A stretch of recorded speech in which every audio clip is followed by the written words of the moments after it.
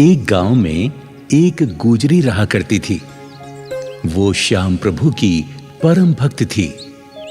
श्याम प्रभु की कृपा से उसका विवाह बलवीर नामक एक गुजर से हो गया।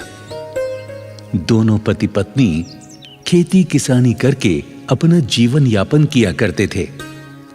श्याम प्रभु का भजन गुणगान करते थे। वो हर साल फागुन के मेले में पैदल यात्रा करके खाटू धाम जाकर श्याम प्रभु को निशान चढ़ाते थे। लड्डू, चूरमा और माखन मिश्री का भोग लगाकर वरदान मांगते थे। हे श्याम प्रभु, आप तो अंतर्यामी हैं, मेरे मन की बात जानते हैं। मैं निसंतान हूं। आप मेरे घर में एक फूल खिला दें। बड़ी कृपा होगी भगवान, बड़ी कृपा होगी। एक बार जब दोनों पति पत्नी खाटू धाम से अपने गांव वापस आए तो अचानक पति बीमार हो गया। गुजरी बेचारी बहुत गरीब थी। वो उसका ठीक से इलाज भी नहीं करा पा रही थी। वो श्याम प्रभु से अर्जी लगाती थी। हे श्याम प्रभु, मेरे पति को शीघ्र ही स्वस्थ कर दो। इनके सिवा मेरा इस गांव में कोई सहारा नहीं है। लेकिन गुजरी को क्या पता कि उसके पति की आयु विधाता ने इतनी ही लिखी है। चारपाई पर पड़ा हुआ वो अपनी पत्नी से बोला,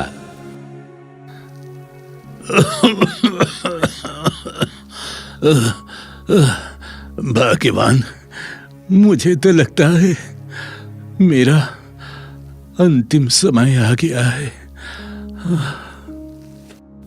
हमने श्याम प्रभु से बहुत प्रार्थना की कि हमारे घर में भी एक फूल खिल जाए, तेरी गोद भर जाए, लेकिन प्रभु को कुछ और ही मंजूर है।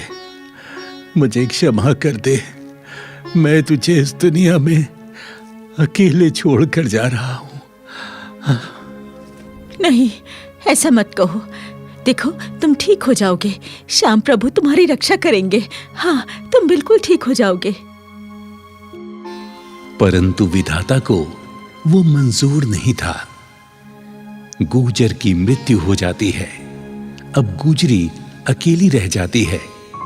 परंतु फागुन में श्याम प्रभु के दर्शन के लिए वो हर साल पैदल खाटू धाम जाती रही।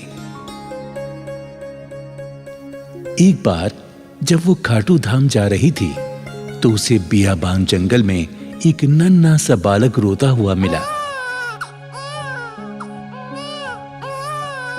उसे देखकर गुजर ने चारों ओर देखा, पर बालक के पास उसे कोई नजर नहीं आया। गुजरी ने सोचा, ये मेरी श्याम प्रभु की ही इच्छा है। जो इतना सुंदर बच्चा मुझे मिला है, मैं इसका पालन पोषण करूंगी।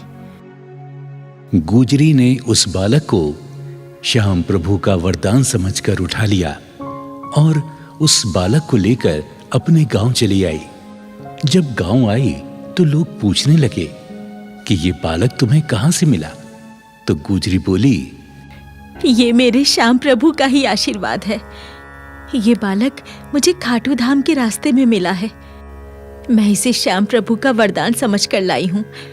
अब ये मेरा बालक है, मैं इसका पालन पोषण करूंगी।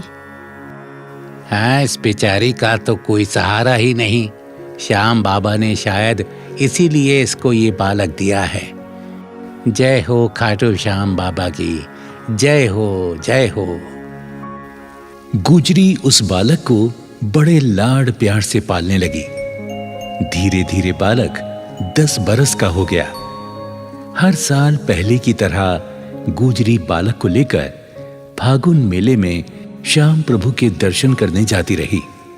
एक समय गुजरी बहुत बीमार हो गई तो वो श्याम बाबा से हाथ जोड़कर प्रार्थना करने लगी, हे श्याम प्रभु, मैं हर साल तुम्हारे दर्शन को पैदल पैदल जाती थी, मगर आज मैं विवश हूं।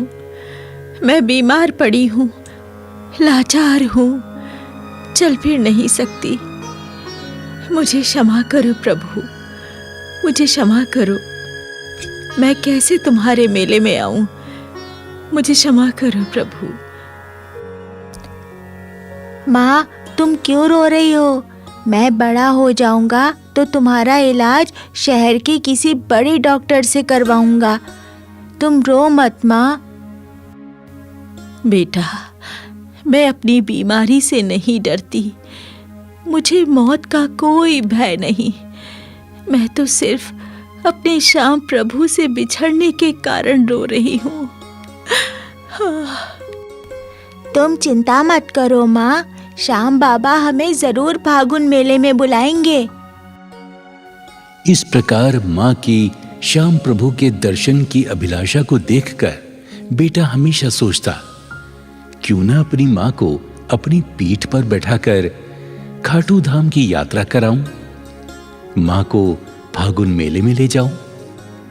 जब बेटा 18 वर्ष का हो गया तो उसने निर्णय लिया कि वो अपनी मां को जरूर खाटू धाम ले जाएगा और अपनी मां से बोला, मां, तुम दुखी क्यों होती हो? जब तुम्हारा बेटा है तो तुम चिंता ना करो।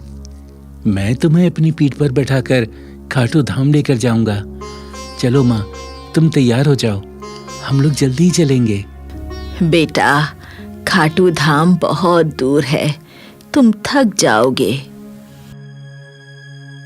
मां, दुनिया के बोझ से मां का बोझ उठाना ठीक है।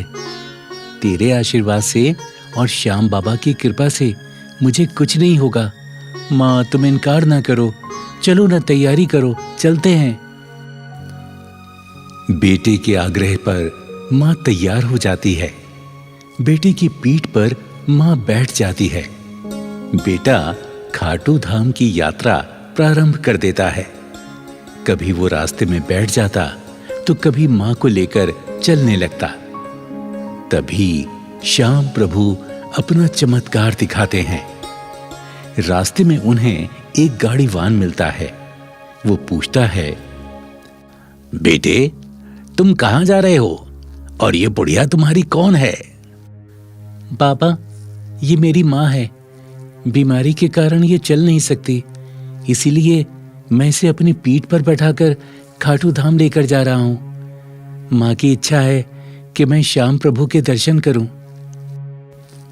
वाह बेटा वाह, तुम धन्य हो जो अपनी मां की इच्छा पूरी कर रहे हो। इस कलयुग में तुम श्रवण कुमार हो। धन्य हो बेटा, धन्य हो। अच्छा बेटा, तुम अपनी मां को लेकर मेरी गाड़ी में बैठ जाओ। मैं भी खाटू धाम की ओर जा रहा हूं। तुम्हें मैं वहीं छोड़ दूंगा। इस गाड़ीवान को मैं जानता नहीं, मैंने कभी नहीं देखा इसको। मैं क्या करूं? ये तो मेरे लिए अनजान है। मैं इस पर बैठूं कि ना बैठूं? अरे बेटा, सोचो मत, बैठ जाओ। शायद श्याम बाबा की यही इच्छा हो। आ जाओ, आ जाओ, बैठ जाओ गाड़ी में। मां और बेटा दोनों गाड़ी में बैठ जाते हैं। थोड़ी देर के बाद खाटू श्याम के धाम पहुंच जाते हैं। लो बेटा, ये आ गया श्याम बाबा का दरबार। अब आप लोग बाबा के दर्शन करो, मैं चलता हूं। मुझे जरूरी काम से कहीं जाना है। धन्यवाद बाबा, आपका बहुत बहुत धन्यवाद। गुजरी और उसका बेटा वहां उतर जाते हैं। जैसे ही पलटकर देखते हैं, गाड़ीवान अदृश्य हो जाता है। हाँ, मां, वो गाड़ीवान कहां चला गया? आपने देखा? अभी अभी तो उसने हमें यहां उतारा है। कहां चला गया वो? बेटा, ये मेरे श्याम प्रभु की लीला है। पता नहीं किस भेष में भगवान मिल जाए।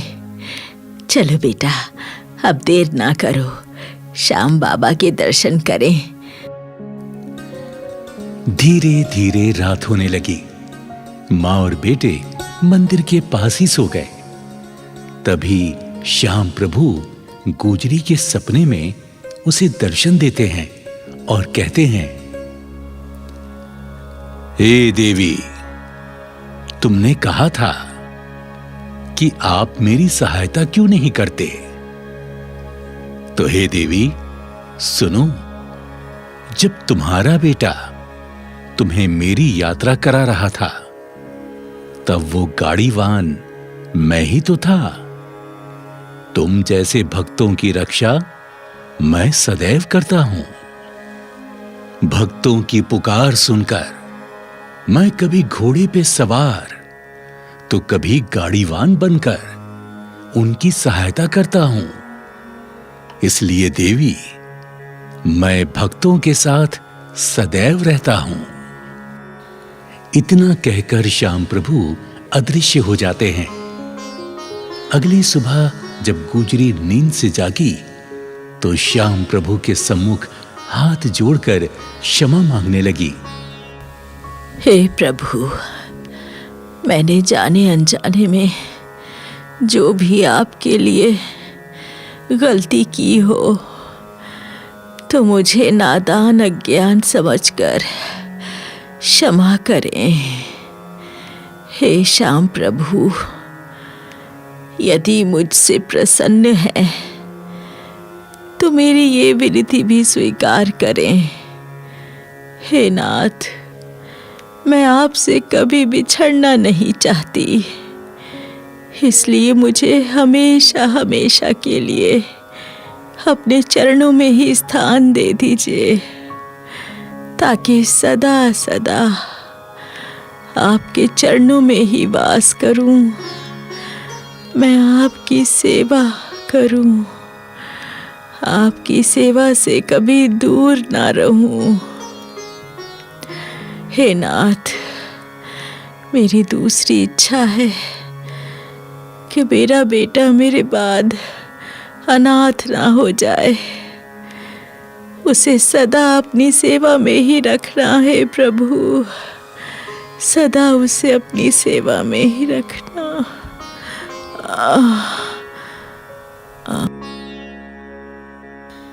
इस प्रकार गुजरी ने श्याम बाबा से अरदास की। गुजरी जैसे ही विनती करके मंदिर के आंगन में आई, उसे बड़ी जोर का चक्कर आया और वो वहीं गिर गई। मां को देखकर बेटा घबरा गया। अरे मां, मां, मां, मां, तुम्हें क्या हो गया? मां, मां आंखें खोलो, मां, मां आंखें खोलो, मां क्या हो गया तुम्हें? मां आंखें खोलो ना, मां आंखें खोलो, मां आंखें खोलो, मां क्या हो गया तुम्हें? मां। बेटे का विलाप सुनकर वहां कई लोग इकट्ठे हो गए। पुजारी ने हाथ पकड़कर नब्ज देखी तो वो सन्न रह गया। बोला, बेटा, अब तुम्हारी मां इस दुनिया में नहीं। शायद श्याम प्रभु की यही इच्छा थी। परंतु पुजारी जी, अब मैं क्या करूं? मैं तो असहाय हो गया हूं। मैं मां का अंतिम संस्कार कैसे करूंगा? बताइए, कैसे करूंगा मैं? बच्चा, तुम चिंता मत करो, हम चिता की तैयारी करते हैं। हाँ, हम सब मिलकर तुम्हारी माता का अंतिम संस्कार कराएंगे। नहीं, इस देवी को अग्नि नहीं दी जाएगी। ये श्याम बाबा की भक्तिन है, इसे समाधि में ही स्थान दिया जाएगा। वहां उपस्थित सभी लोगों ने उसकी बात मान ली और खाटू धाम से कुछ ही दूरी पर उसकी माता की समाधि स्थल बना दिया गया। वो गुजरी सदा सदा के लिए अमर हो गई। वो आज भी श्याम बाबा की सेवा में लीन है। बाबा, बाबा, मेरा अब कोई नहीं। आप तो हारे के सहारे हैं बाबा। मुझे भी सहारा दो, ताकि आपके धाम पर ही रहकर मैं सदा आपकी सेवा करता रहूं, सदा आपकी सेवा करता रहूं बाबा। और इस प्रकार वो बालक जो अपनी मां से बिछड़ गया था, वो श्याम प्रभु के वरदान से उस गुजरी को प्राप्त हुआ और खाटू श्याम का परम भक्त और श्याम बाबा का पुजारी बना। इससे यही प्रेरणा मिलती है कि श्याम प्रभु हारे के सहारे हैं। वो अपने भक्तों का हमेशा ध्यान रखते हैं। जय श्री खाटू श्याम की, जय हारे के सहारे की।